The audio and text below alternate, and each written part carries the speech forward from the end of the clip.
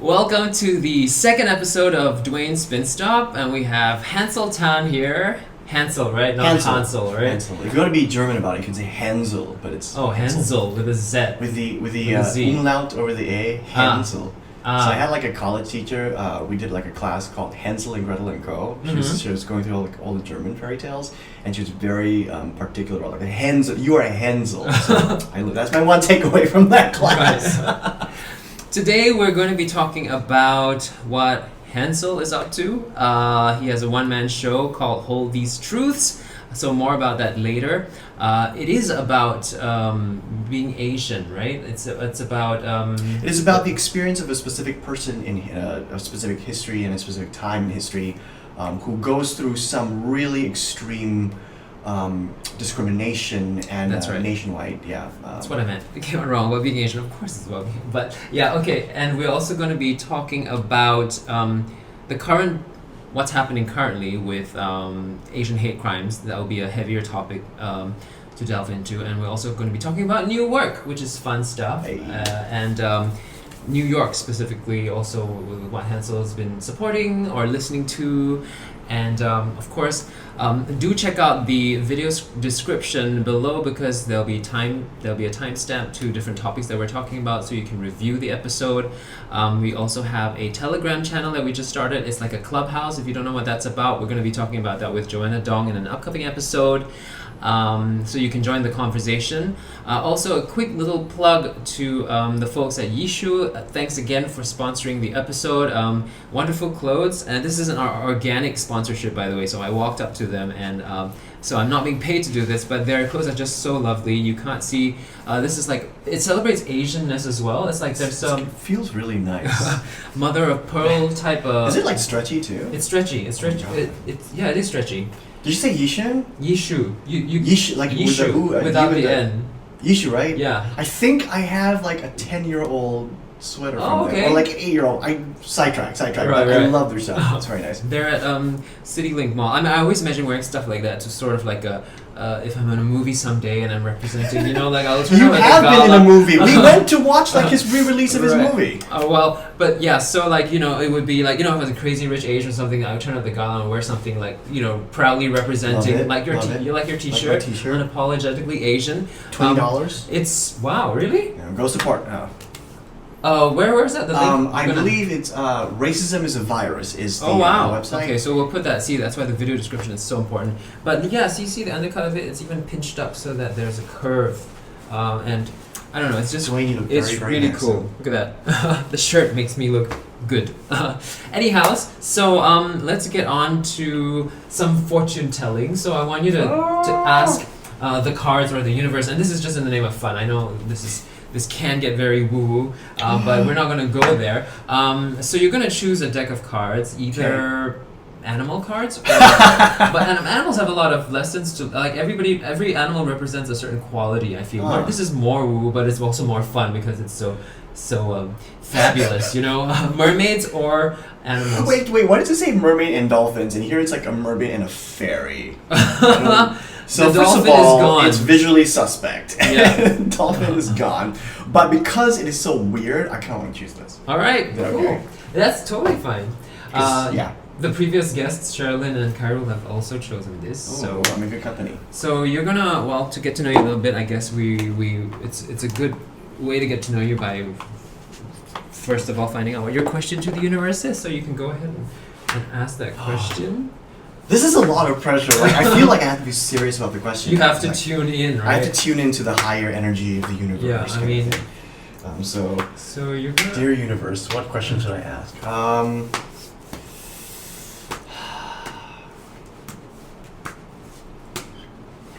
This is a very heavy question now because I'm about to go back to New York City. Sure. At the end of the month. I think my question to the universe is, how should I best be of service to the people around me when I go back? Good question. All right, so just tune into that question, and you can either ask me to stop and then take the top deck, or you can tell me to spread the cards and you can choose one. Stop. That one. All right, that one? Yeah, All that right, one. cool. Okay, so just flip over the card and read what it says, and I'll find a little bit more of a detailed. So, it says,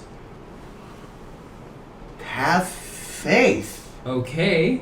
Have faith. Have faith. Your prayers are manifesting. Remain positive and follow your guidance. Right. So Part of your world. Exactly. She's like, yeah, exactly. And it's a black girl. Incidentally, the new Little Mermaid in the live action is going to be Halle Berry, but a different Halle Berry, and she's going to be Ariel. That's amazing. I think one of the Ariels for one of the most recent tours for the Little Mermaid was an Asian girl. An Asian lady. Wow. Diana Huey, look her up. Diana Huey, she's awesome. Well, it says your good work. You've been asking and praying for some big dreams to come true, and it's working. Just like a gardener who has planted new seeds, you must have faith that your crops will push above the surface, just like that. Keep watering your dreams by taking the steps that make them flourish, and I think you're doing that already very, very well. Wow. This is a precious time for you and your dreams. You don't have to strain or push to make them come true. You've already accomplished a major part of the manifestation by asking and praying and trusting that the heavens will help you, just like a best friend would if you ask for their assistance. Your job is to have faith, listen for guidance, and take action when you're guided. So you're asking. So this is telling you, you're wanting to help people. It's telling but this part me is helping I already know what I want, and I've been asking for it, and I somehow already actually have, and I have been asking for it. But someday I will be part of this world. Great. Cool. Thank you. Thank you. All right. This is lovely. And unfortunately, now we do get into a very relevant, important topic, but also very heavy.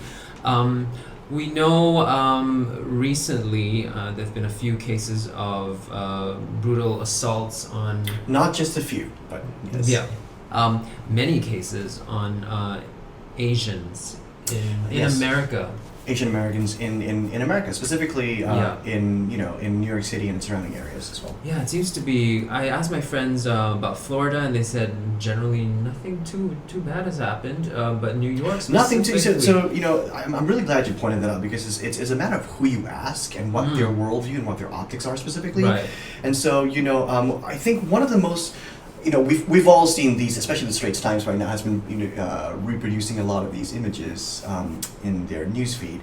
But it seems that these images come out, these videos come out, and a lot of people are like, oh my God, I have no idea that this is America. And the pushback is, no, this always has been America. Right. There is a history of violence and hate and discrimination, and both in the explicit optical level and the structural level that has always existed there. Anti-race, anti-Asian sentiment has always been a part of America and has manifested in many different ways. And the only thing now is that there are more devices that pick these up, that we see them, and I think also fueled by violent rhetoric. There is a different kind of permissibility that is rampant in American society now. So people feel like they're allowed to actually act out on these feelings rather than just call it out. Right. All right.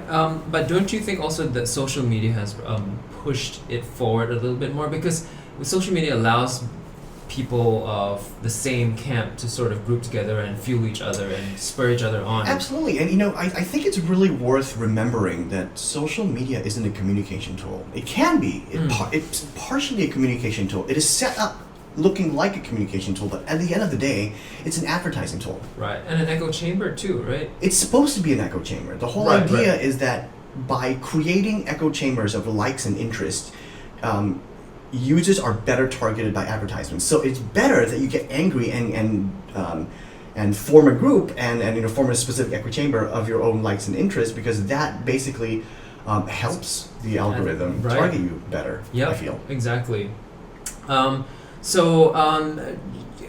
If you're just sitting here, you're watching us talk about it, and you haven't actually seen some videos, I mean, it is pretty brutal, but I would encourage you to go watch it, because it really hits you a different way if you've seen it firsthand, so to speak. So I will provide some links below. It's trigger warning though. Some of these are truly brutal and very difficult to sit through. Yeah. So it's your choice too, but but just to know or to feel and why we're talking about this, and why it's so important. Why do you feel So you feel it hasn't been dormant. You feel that it's always been No, it's there? always been there. I mean, like, take my first year of college in the Connecticut at Wesleyan University, which is a very, very left-leaning liberal campus, and yet, Right. you know, somewhere in the middle of Connecticut, you think this is the Americana. You know, people are evolved and have a better view of things. And I'm walking down the hill trying to get to my dorm. I don't think I've told anyone this actually. Okay. But It's exclusive. a truck drives by, and there's some locals in the truck that don't go to the school. They're clearly here from the town itself. And they wind down their windows, and all four of them start screaming out, chink, chink, chink, chink, chink, chink, chink, chink. And they drive by, and I just remember being like, wait, did that actually happen? Mm-hmm. And I sort of like, and I was sort of the only one in that vicinity. I don't think anyone was actually around to catch that incident happening. And so I sort of laughed it up, being like, oh my God, this is ridiculous. But it's always stayed with me that the possibility for that exploding or emerging could happen anywhere. You know, and it starts off as a joke. It starts off as a way of negotiating difference. Right. And then it becomes very quickly a projection screen for a lot of the problems that society faces. Yep. And, you know, it's the core of racism truly is, I think part of it is a sense of powerlessness. And I think there's a lot of anger and hatred directed at that powerlessness and that inability to understand where we're heading as a country, where we're heading as a nation, where we're heading as a world, a global unit, and that confusion can act out on other people if we're not careful with how we treat the narrative of the other. Right. And we've seen it time and time and again. Right. It's happened to me too. I mean, just to add in really quickly, I remember it so well, and it will stick to me, you know, for the rest of my life, because it was just like you said, it was so unexpected, and I was like, where is this coming from? I was walking, I had a bandana on, and I was walking down the tunnel down Lincoln Center, and some guy was just saying, hey, Ching Chong Pirate Man, hey, turn around. And I was just like, should I turn around? And I'm like, I'm not turning around, so I just kept walking. And then another time in the neighborhood, I was cycling, and I don't know if this was racial, it could have been just, you know, these people on the roads, but I was cycling past, and this guy tried to throw me off my bike by just like jumping in front of me and scaring me, and like I had to swerve just to avoid it. I mean, it never happens in Singapore, so it's just shocking for me. I'm like, why would somebody do that? I'm just more shocked than anything.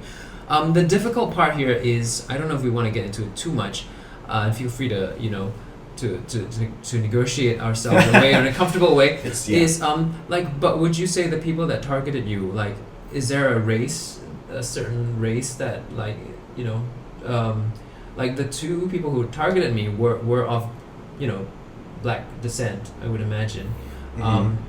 And so this is just a discussion, right? I'm just wondering here, is it something that is a pattern that we're picking up, or, you know, could it have been just anyone? Can I ask for more nuance to the question? Pattern picking up in terms of what? That a specific aggressor is of a specific ethnicity or race? I think I'd be really, really, really careful here, because of course there is a tendency to conflate race and ethnicity, and I think the idea of race is such a charged historical topic, culturally and historically.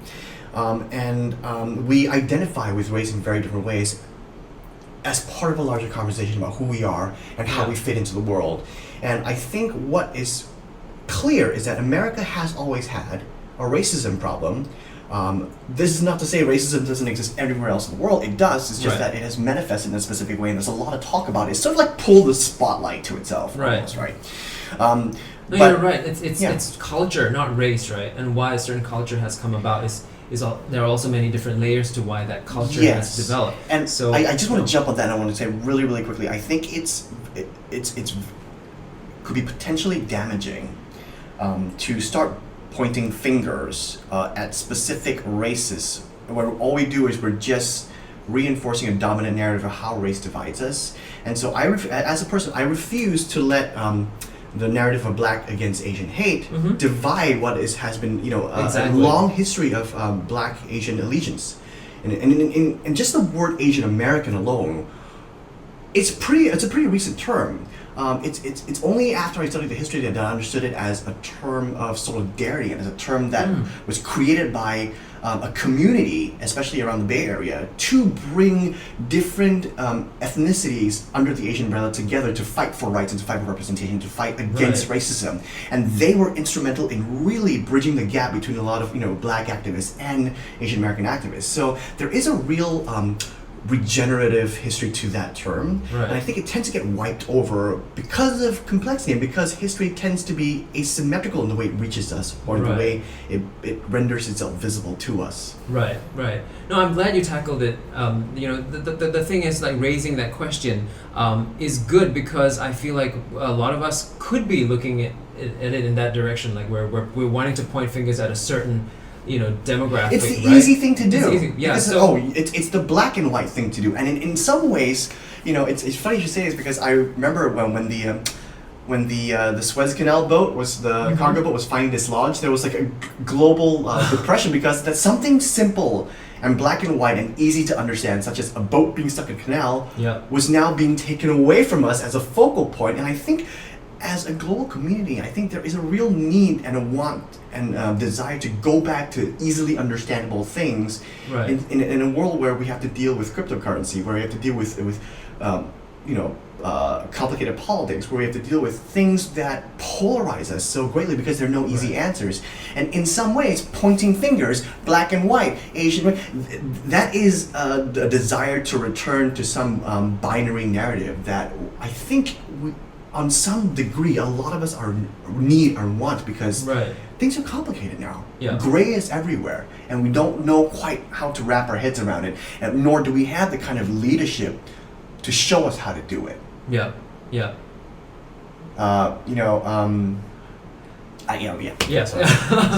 I kind of know where you might have wanted to, but anyhow, so thank you for that. That really shed some light on how we should think, and also some thoughts about how we can change our minds about how we look at instances of these attacks, things like that. All right, so moving on, we are going to be talking about your play in a bit, but now about new work. So your work also falls into that category. It is a new work, right? It's a Oh no! Well, it's written by yeah.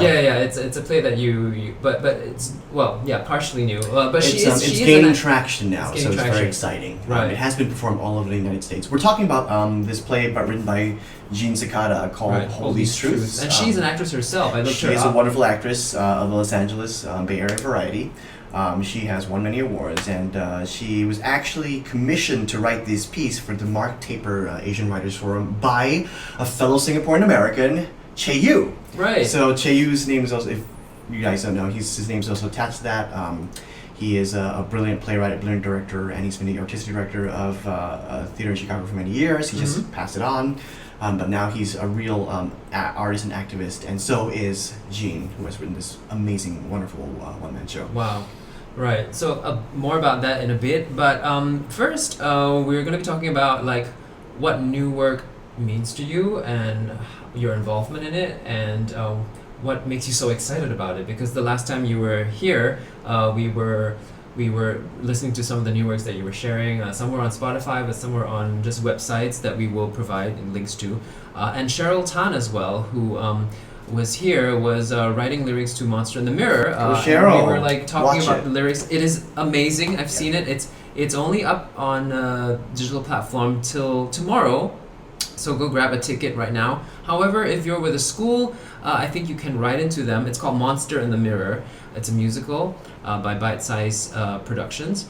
And it will be running till December 31st at the end of this year. And school bookings or group bookings are available till May 28th. Yeah. So you can still catch it, or you can still write to them, and I'll provide also links below. Support new work. All right, so on to new work and some of the things that you've been exploring or been involved in. Can you share with us?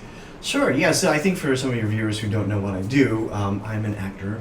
I am a performer. I have lived in New York for 10 years and in America for 15 years. So I've effectively spent a third of my life as an American now. and 2/3 of my life as a Singaporean, so you can work out my age, I'm not going to say. Apart from the work that I am very lucky to get to do on stage in New York and around New York and sometimes internationally, a lot of my work is also in the development of new pieces as a performer. And so what we call these, workshops, or we call these readings in whatever form we take. So a work doesn't just appear on stage. Like, it goes through a long gestation period. It may differ for different works, it may differ for different countries, but generally in New York and around the States, you develop a piece for a number of years. I've been involved in a piece, for example, for over 10 years, and it's only recently got its premiere. And you start by doing readings of it, meaning you have people at music stands with the script, and you say it out loud, and the writer gets to hear it and make rewrites, and then you move into workshops where maybe you throw it on its feet, see how the text embodies, works with the actors around that, and make further rewrites, and you rinse and repeat until you get to a stage where producers are being like, yeah, we want to throw money at you to bring it on the stage. And then you sort of like pop the champagne and all is good, and then you get into the new work release period where in the 3 or 4 weeks of rehearsals, you're furiously making rewrites, furiously redoing the piece, rethinking the piece until it gets there. And at a certain point in time, when you're happy and it's had its premiere, I disappear from the picture and it becomes a work, so to speak. So as to what I do, there are a lot of organizations around. There are a lot of theater organizations and nonprofits that help to incubate these new works, be it musicals or actual plays.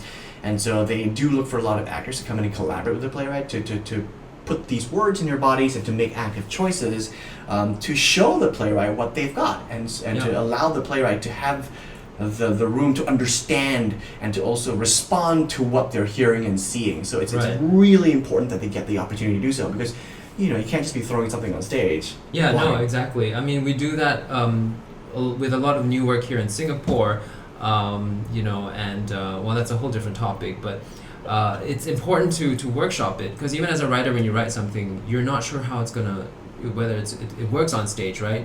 Sometimes when you get actors to workshop characters, you understand your characters better, because the actors who themselves have gone through that linear path of that character solely, has focused on it, can tell the actor, the writer, what that character is about. So it is important, and also specifically work that represents Asians, right? There's also quite a bit of new work there. Yeah, quite a bit of the work that I've done in the workshop sense has focused around the Asian American experience, and I do know it's almost impossible to talk about the Asian American experience because it's so fractured, it's so diverse, and in some ways to talk about the Asian American experience is to talk about the racist version of the Asian American experience, facing racism, and in the sense that the term Asian American seems to lump a very diverse group of people into this one category, because we are also seen as such. But that's another story. Yes, I have been quite involved in a number of these works.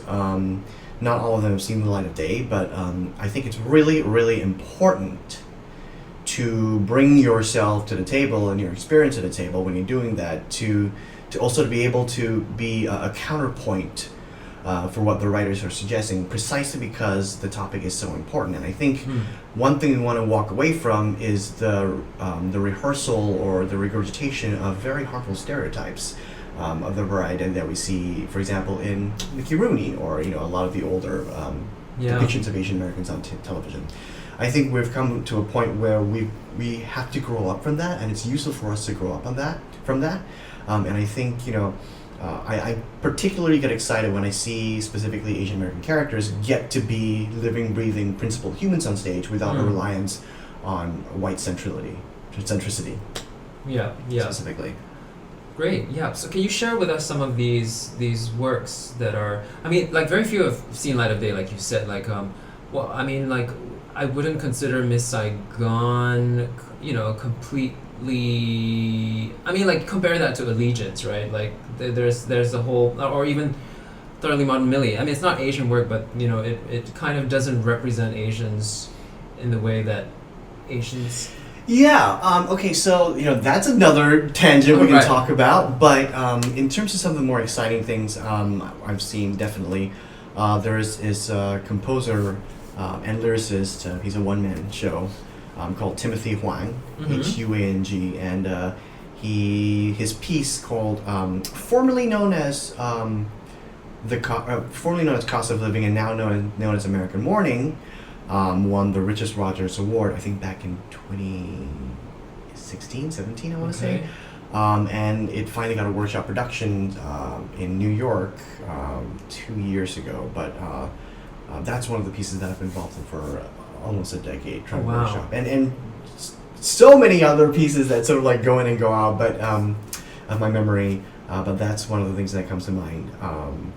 Also, in my in the work I've done on stage, I've been also very fortunate to be able to tackle quite a number of interesting Asian American characters in New York as well. One of them being Min Khang's work. Min being a composer and playwright in the Bay Area. Wrote this piece called "The Four Immigrants," an American manga musical. It's so cool. Wow!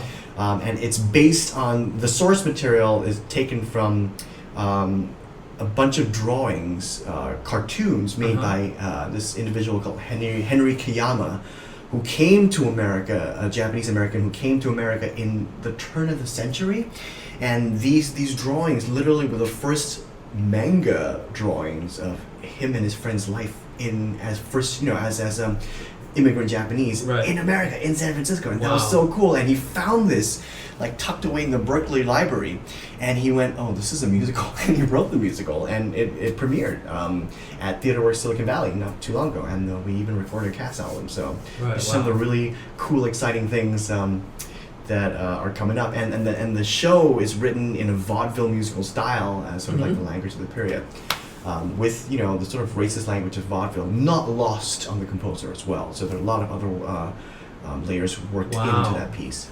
Wow. I feel like I'm in this little bubble, and you're so tapped into what's going on out there. This is why we have awesome guests like Hansel here. I mean, like, I feel the layman, the innocent, like, what's going on? Like, and I don't think you should feel that. I think a lot of exciting things are happening in Singapore too, and sort of like in America, you should remember that America is its own little bubble. I would go so far to say as the different sections of America are its own little bubble too. Very little things actually rise to become sort of like a global export. Nor should it, but that's another conversation. Right.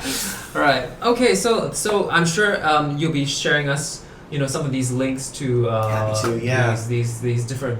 Have a listen and blow you away. Who knows? Yeah, and of course his Spotify playlist, which you will be curating and will be out hopefully soon enough for you guys. So anyway, I'll be in the video description whether it comes with the episode or not. Which is tough because I don't actually like listen to music in my daily life. Or maybe not. Maybe I'm a serial killer. I'm that guy. I'm that guy who goes to a gym and runs on a treadmill without like any music. I'm that person. Right. Or maybe there won't be a Spotify playlist. I mean, it's really this is I'll figure go something with the out. flow here. But do put. Well, I might make one just from what I'm listening to, from what you've shared. I might even curate one if you don't have one to put on to the Spotify playlist. Like the taxi one was really cool. I like that idea. I like the music. I'll give a couple of things. Yeah.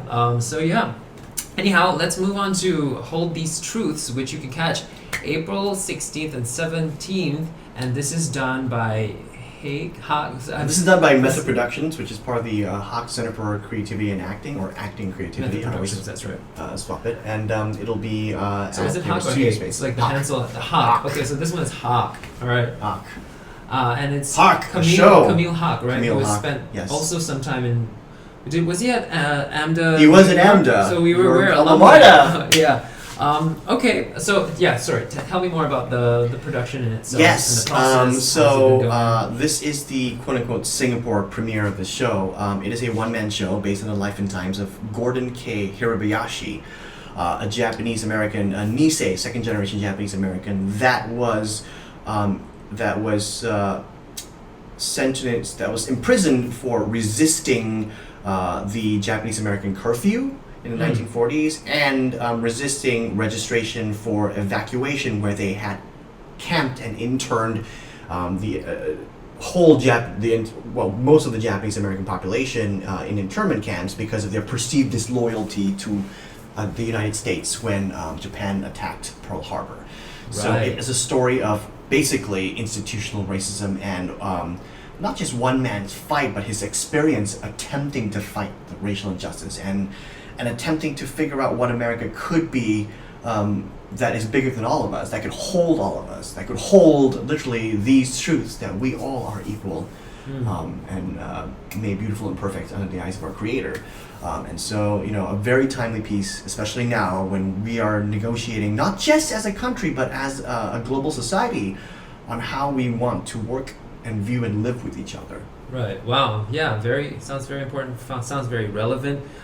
These are such big topics. I mean, if you want to find out how it all ends, I mean, there has to be some, I guess, resolution or conclusion. It's so hard to wrap up something. He dies. He dies right. of natural causes. That's how it ends. But if you ever are interested to learn more about the history, definitely look up Gordon K. Hirabayashi. It's a really awesome, interesting thing. I think there are archive recordings of him talking to an interviewer in the 80s, so that's really cool to listen to as well. But definitely a story that we shall hear. Sounds like you tapped quite a bit into those interviews, right, as part of your research? Yes, I sure did.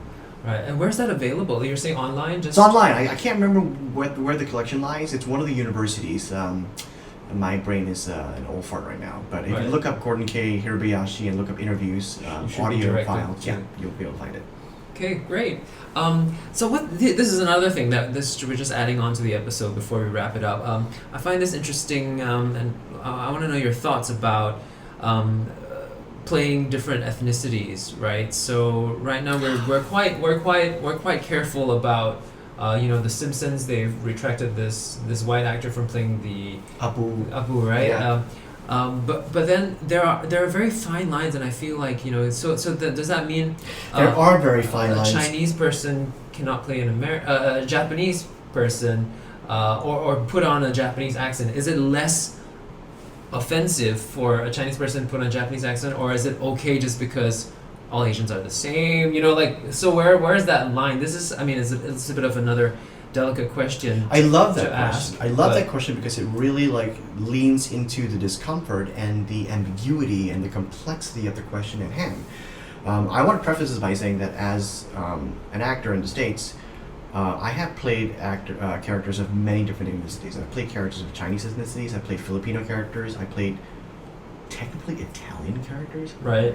I played a lot of Japanese characters. Maybe it's because of the way I look. But this question, and I've actually sat with this question for a very long time, and I don't think I have an eloquent or a complete answer, because identity and identification with identity is such shifting sands. But I can say that there are two things we can look at this problem. Two ways we can look at this problem, right? One is a representation issue. Yeah. And one is a labor equity issue. Right. And we tend to conflate these. Let me explain. In terms of representation is important, meaning that if I go on TV and I see Scarlett Johansson be a Chinese character, I'd be like, what the fuck? Yeah. And she's a big meme because she's taking away all the ethnic characters. Oh, it's like Scarlett Johansson playing all the other ethnic characters again. And I think it's problematic because we don't get to see ourselves represented on TV, at least for America. In Singapore, I understand it's a different problem, but it's really important, for people's, for America's culture to be, and America's complexity to be replicated. Yeah. So we don't just get that black and white, it's a white America, because we reproduce what we see, right? What we see structures the way we think about the world, and images are extremely, extremely powerful. On the other hand, it is a labor equity issue because what happens is that when representation seems to skew continuously white, characters and works written tends to continually to be skewed completely white, which means that we shut down a certain segment of the professional performers from ever having access to work, and there's a real a labor equity issue, specifically in the United States, where, as an actor, your health insurance comes from the number of weeks you work a union contract. Oh, wow. And so it's specifically tied to the amount of work you can get. Right. And you have to hit a certain number of weeks of employment in a project to qualify for a portion of health insurance. Gosh. And so if the work just simply isn't there based on perceived race or ethnicity, you don't eat, You don't get health insurance. That's that. And so it becomes a labor equity issue. But these things tend to be conflated because, as an actor, you're meant to step into the shoes of someone else. Exactly. Yeah. You know, I understand that, you know, you can play anything and everything. Should you? No. Some stories are not your stories to tell because of a labor equity issue as well. And we're saying that it's a true labor equity issue, especially for people in the union who make their living off of doing this. And I think it'll be a terrible thing to say, well, just because that's the way of the world, you shouldn't do this. You should just like give up all your training, go into debt, and sort of like find something else. And then we're going to find ourselves eventually with nothing but white actors and white stories. And is this what we want to preserve? Right. I don't think that'll be the right way to move forward. And I think we just need to find better ways of being more thoughtful about the process. I don't have any solutions, but I say these are some of the things we can frame our arguments to talk about them. Yeah, well, and awareness is a start. And thanks for being so insightful. I think that's the way forward, to have voices like yours. Even I don't make sense, and like just listening to you, I make more sense. I've made more sense of the issue itself. So thank you. Was there anything else you wanted to add before we wrap up?